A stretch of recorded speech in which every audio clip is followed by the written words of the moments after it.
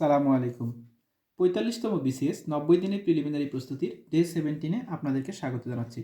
সুপ্রিয় শিক্ষার্থী বন্ধুরা, ইংলিশ থেকে আজকে আমরা পড়ব ভয়েস চেঞ্জের দ্বিতীয় অংশটা। গতকাল আমরা ক্লাসে বলেছিলাম যে ভয়েস চেঞ্জের ক্ষেত্রে আপনারা টেন্সের যে অংশগুলো আছে সেইগুলো একটু পড়ার চেষ্টা করবেন। হ্যাঁ, টেন্স থেকে যে অংশগুলোর ভয়েস চেঞ্জ করতে হয় সেটা পড়লে আমাদের অনেক কিছু ক্লিয়ার হয়ে যাবে।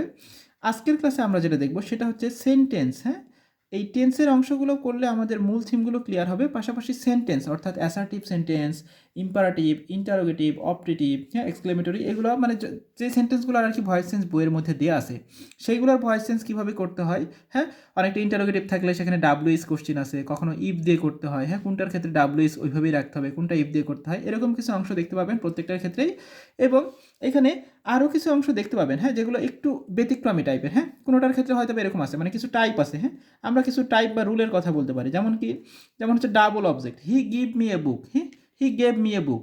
এখন এখানে দেখেন এ বুক আছে একটা, মি আছে একটা, এরকম আছে। হ্যাঁ, হানি টেস্ট সুইট, এইটা একটা টাইপ বা একটা রুল। হ্যাঁ, তারপরে হচ্ছে you know me, I am known to you. হ্যাঁ, বাইনা বসে টু টু বসলো। হ্যাঁ, গতকাল ক্লাসে একটু বলেছিলাম। তো এরকম বেশ কিছু টাইপ বা রুল আছে যেগুলো এক্সেপশনাল টাইপের। হ্যাঁ, যেটা টেন্সের মধ্যে বা সেন্টেন্সের মধ্যে না। হ্যাঁ, তাহলে আমরা গতকাল ক্লাসে পড়েছিলাম টেন্স, আজকের ক্লাসে আমরা সেন্টেন্সের যে অংশগুলো আছে এবং অন্যান্য যে রুলগুলো আছে সেইগুলো ভালোভাবে পড়ে ফেলবো এবং অবশ্যই বিগত বছরে আসা এমসিকিউগুলো এখান থেকে পড়ে ফেলবো। হ্যাঁ, ম্যাথের ক্ষেত্রে দেখেন আজকে আমরা যেটা পড়বো সেটা হচ্ছে পরিমিতি এবং ঘনী জ্যামিতি। হ্যাঁ, তো এখান থেকে বিসিএস প্রিলিমিনারি পরীক্ষায় নর্মালি খুব বেশি যে প্রশ্ন আসে এরকম না। হ্যাঁ, আপনারা ঘনজ্যামিতি বিশেষ করে, হ্যাঁ, এইটার থেকে বিগত বছর এখানে সূত্রগুলো আগে খুব ভালোভাবে পড়বেন, মেন থিমগুলো একটু দেখার চেষ্টা করবেন, চিত্রটা বুঝবেন এবং কিছু বিগত বছরের যে পরিশ্রমগুলো এসেছে সেই প্রশ্নগুলো একটু সমাধান করতে পারেন।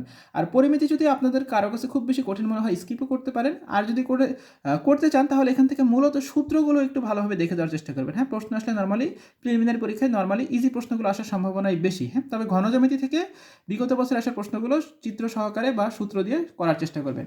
আরেকটা যে অংশ আছে আন্তর্জাতিকের ক্ষেত্রে সেটা হচ্ছে আন্তর্জাতিক পরিবেশগত ইস্যু। হ্যাঁ, এটা পুরোটাই একটা অধ্যায়, পরিবেশের উপরে আন্তর্জাতিকের একটা অধ্যায় আছে। 4 মার্কসের প্রশ্ন হওয়ার কথা, তবে পরীক্ষায় দেখা যায় যে 3 মার্কস 4 মার্কস এরকমই প্রশ্ন হয়। হ্যাঁ, 4 মার্কসের কমই হয় আর কি নর্মালি।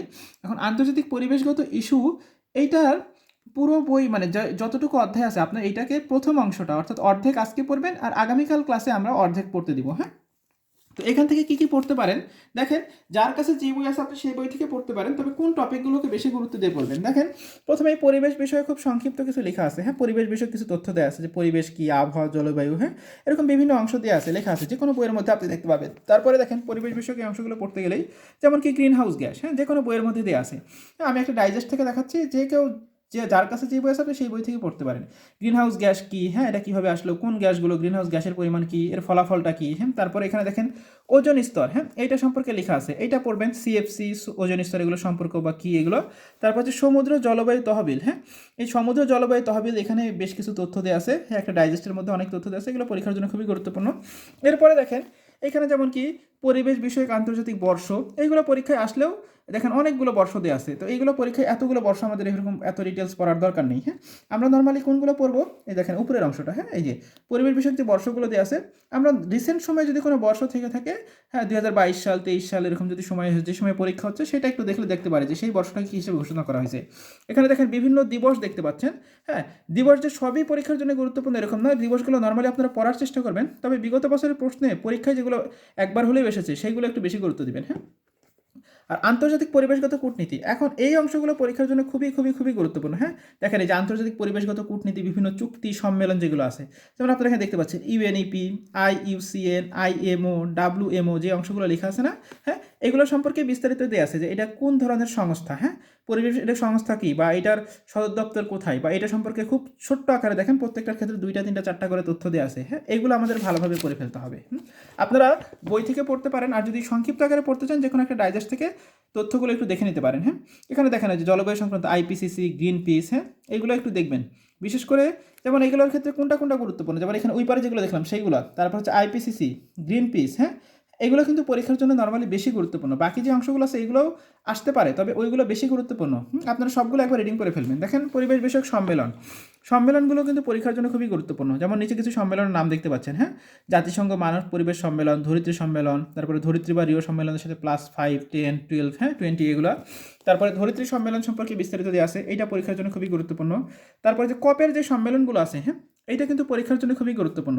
বিশেষ করে এখানে খেয়াল করতে হবে যে রিসেন্ট সময়ে কপের যদি কোনো সম্মেলন হয়ে থাকে, হ্যাঁ, সেই সম্মেলন সম্পর্কে আমাদেরকে একটু পড়তে হবে। যেমন COP25, COP26 আপনি যখন পরীক্ষা দিচ্ছেন তার পূর্বে কপের যে সম্মেলনটা হয়েছে, হ্যাঁ, সেই সম্মেলন সম্পর্কে আমাদেরকে একটু জানতে হবে।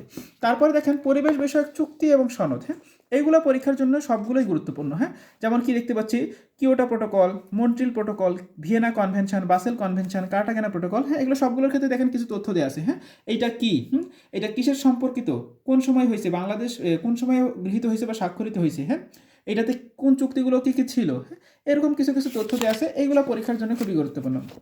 দেখেন এইখানে আরও কিছু চুক্তি দেওয়া আছে, যেমন হচ্ছে জীববৈচিত্র্য কনভেনশন, রামসার কনভেনশন, আন্তর্জাতিক সমুদ্র আইন, হ্যাঁ, তারপর হচ্ছে প্যারিস চুক্তি, এগুলো সবগুলোই পরীক্ষার জন্য গুরুত্বপূর্ণ। তো এই অধ্যায়টা আন্তর্জাতিকের মধ্যে তুলনামূলক অনেকটাই ছোট। আন্তর্জাতিকে আমরা যে অধ্যায়গুলো পড়বো সবচেয়ে ছোট অধ্যায় হচ্ছে এইটা, কিন্তু এই তথ্যগুলো পড়লেই দেখা যায় এখান থেকে পরীক্ষায় আমরা 3-4 মার্কস অনায়াসে কমন পেতে পারি। তো আমি আজকের ক্লাসে পুরো অংশটাই দেখানোর চেষ্টা করলাম যে আপনারা যে আন্তর্জাতিক পরিবেশগত ইস্যু থেকে কোন কোন তথ্যগুলো পড়তে পারেন সেটা পুরোটাই দেখানোর চেষ্টা করলাম।